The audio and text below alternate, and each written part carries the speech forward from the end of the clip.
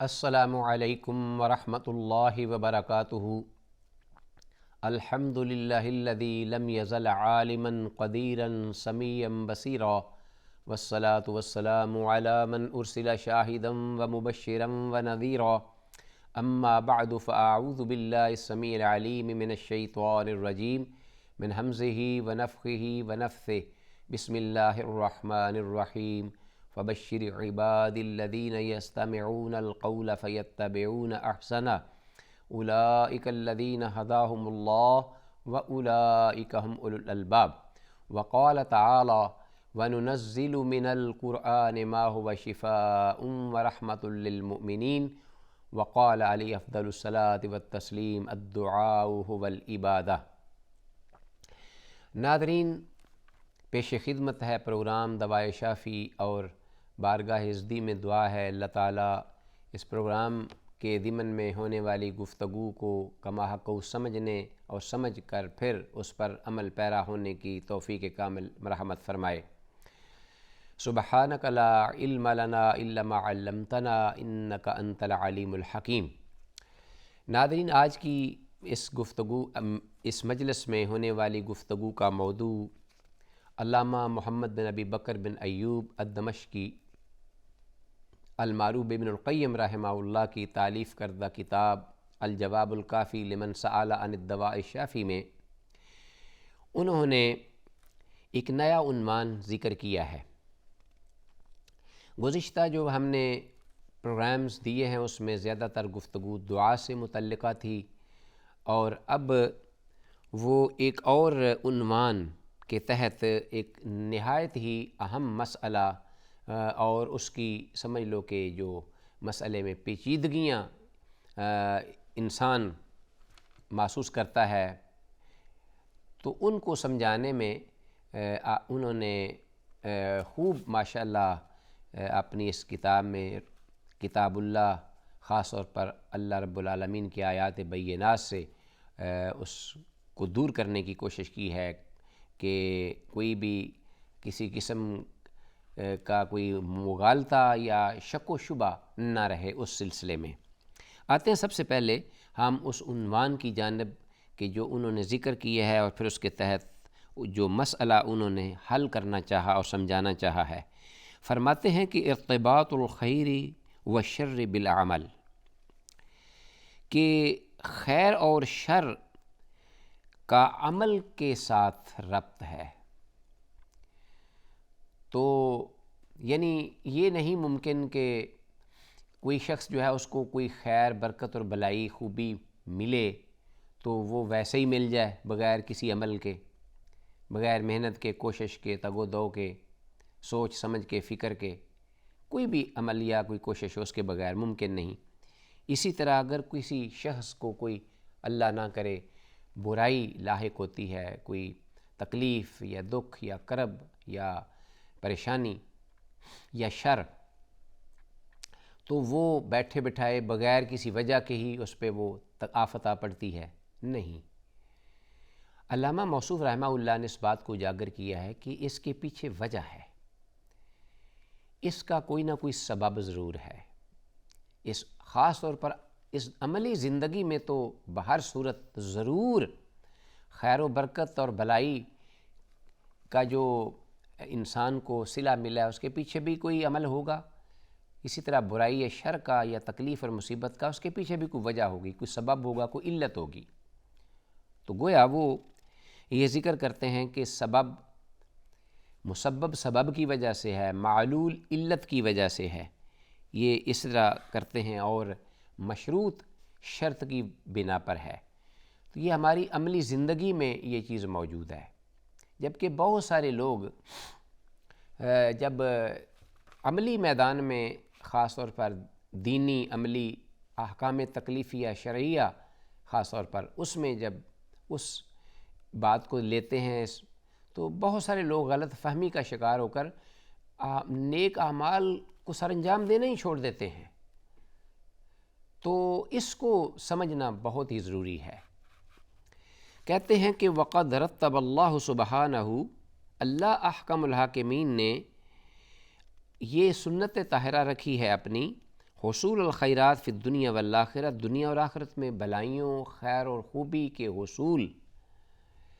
کس بات پر مرتب ہوتے ہیں؟ وحصول الشرور فی الدنیا والآخرہ، اور اسی طرح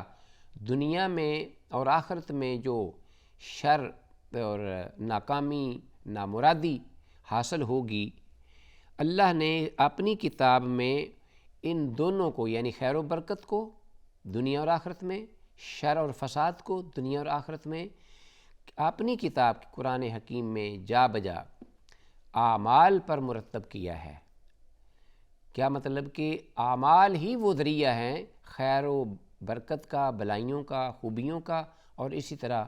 شر کا بھی، اور اسی طرح فساد کا بھی، اسی طرح ناکامی کا بھی، اسی طرح سزاؤں کا بھی جو ہے وہ برے اعمال اس کا ذریعہ اور نتیجہ،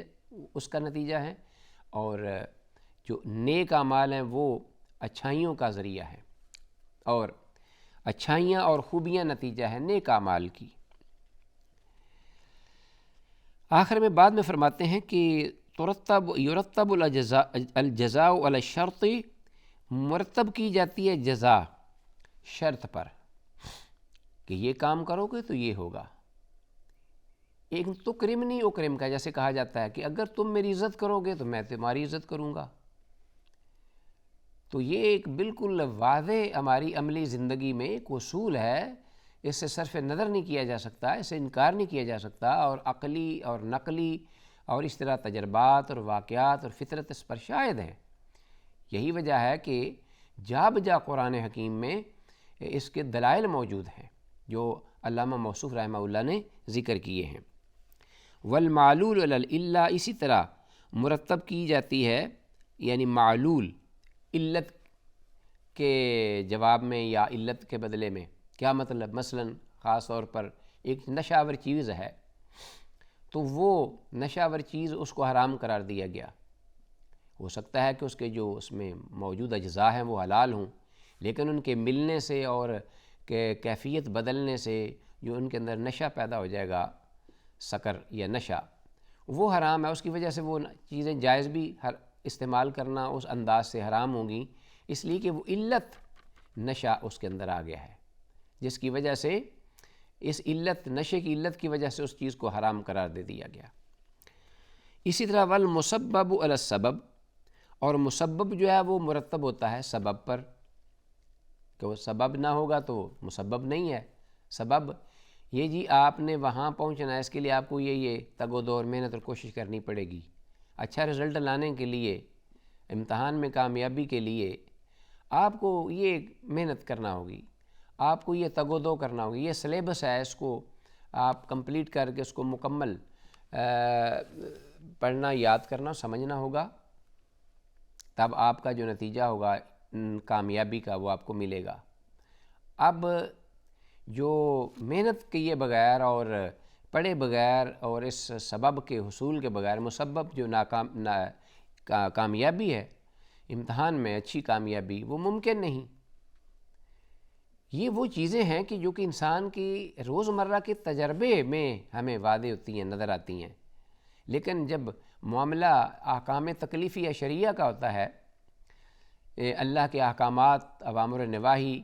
ان کو بجا لانے کا، اس وقت ہمارا رویہ، ہمارا جو سوچ، طرز عمل، فکر کا، سوچ کا زاویہ بالکل برعکس ہو جاتا ہے، بدل جاتا ہے۔ اس پر بڑے بڑے لوگ زیرک جو ہیں وہ یہ کہنا شروع کر دیتے ہیں کہ اچھا اگر زندگی میں، آخرت میں اگر نجات ان اعمال پر، نیکی کے اعمال پر ہی مرتب ہوگی یا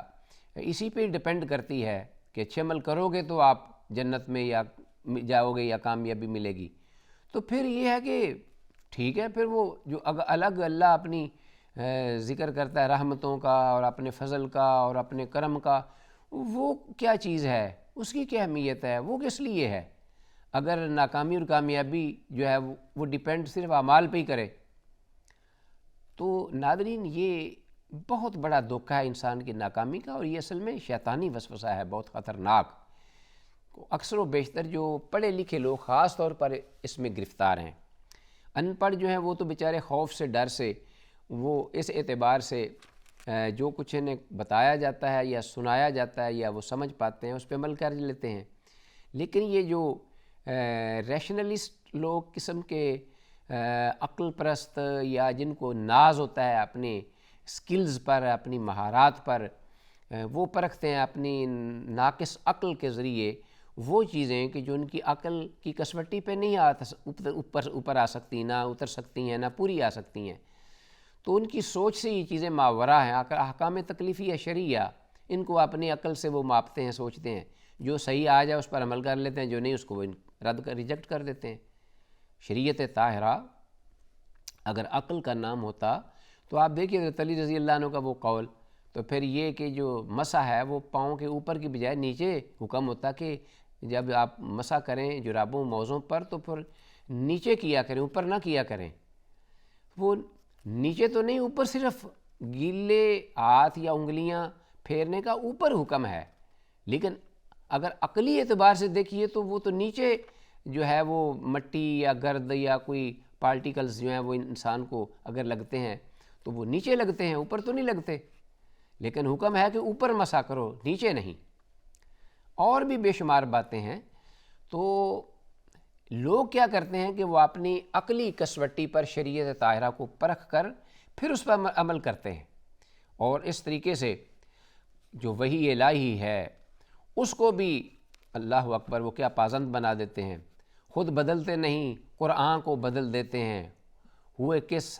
درجہ فقیہان حرم بے توفیق۔ تو یہاں تک یہ شاعر کو کہنا پڑا ہے اس سلسلے میں، گمراہی کی یہ حد ہے۔ علامہ ابن القیم رحمہ اللہ نے اس لیے اس کو تھوڑا سا تفصیل سے ذکر کیا ہے۔ دیکھیے بعض سنن کی کتابوں میں یہ بھی میں نے پڑھا کہ جو سلیمان بن عبد الملک تھے اموی خلیفہ، وہ ان کا عام جو طرز زندگی تھا وہ عام بادشاہوں جیسا ہی تھا، لیکن ایک ان کے اندر ایک بڑا وصف تھا، وہ کیا کہ وہ اہل علم کے بڑے قدردان تھے، علماء کے اور صلحاء کے۔ مدینہ میں آتے ہر سال، پھر حج بھی کرتے اور پھر مدینہ کے علماء سے استفادہ کرتے، ان کی خدمت بھی کرتے، وہاں ٹھہرتے، قیام کرتے۔ تو ایک بار آئے وہ ایز معمول کے مطابق، تو پوچھا کہ کوئی تابعین میں سے کوئی ہستی ہیں مدینہ میں جو کہ رہ گئے ہوں؟ تو بتایا گیا کہ سلمان بن دینار ہیں ابو حازمی، وہ موجود ہیں۔ تو سلمان بن عبد الملک نے ان کو بلایا لیکن وہ نہیں آئے۔ پھر بادشاہ خلیفہ خود گئے اور جا کر ان سے ملے اور کہا کہ میں نے آپ کو عزت و تکریم کی وجہ سے اپنے پیلس محل میں بلایا تھا، آپ نہیں آئے۔ تو آگے سے جو رویہ تھا یا جو انداز تھا وہ یہ تھا کہ اگر میں آپ کے پاس آتا آپ کے بلانے پہ تو لوگ یہ بعد میں آنے والے سمجھتے کہ جو چیز سلیمان بن دینار کے پاس تھی وہ اس چیز سے بہت کم تھی جو کہ سلمان بن عبد الملک کے پاس تھی، اس لیے وہ وہاں لینے کے لیے خود اس کے پاس دربار میں محل میں گئے۔ اب چونکہ آپ میرے پاس آئے ہیں، اب لوگوں پر یہ واضح ہو جائے گا کہ جو ابو حازمی کے پاس چیز ہے اور وہ شرعی علم، اللہ کا عطا کردہ شریعت کا علم، وحی الہی کا علم، وہ بادشاہ خود لینے دروازے پہ آیا ہے اور سیکھنے کے لیے آیا ہے۔ تو گویا کہ جو چیز ان کے پاس ہے امام ابو حازمی کے پاس، وہ چیز زیادہ ویلیویبل، بہت زیادہ ویلیویبل ہے اس چیز کی نسبت جو کہ سلمان وقت کے خلیفہ کے پاس ہے۔ تو اس سے علم کی قدر و منزلت شریعت طاہرہ کی وہ ان کے عملی رویے سے یہ واضح ہوئی،